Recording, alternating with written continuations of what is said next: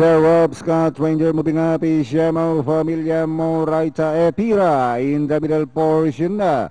It's now Shamo Familia followed by Moraita Epira, then followed by Fleetwood Blowing Hatta.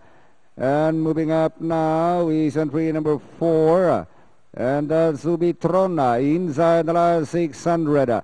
It is still Shamo Familia, followed now by Fleetwood. Epira is running by the wheel, third blow in hat. Scout Ranger, Moraita, Obitron, Don Alejandro, Bloodline is next on line. Snurp, long way back to Asikuda and Chinoy. As they hit the final turn, flip.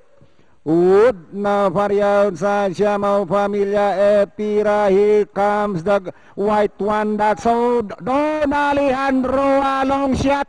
Epira in the middle and moving up. Fleetwood, Shamo Familia. Finally, Shamo Familia.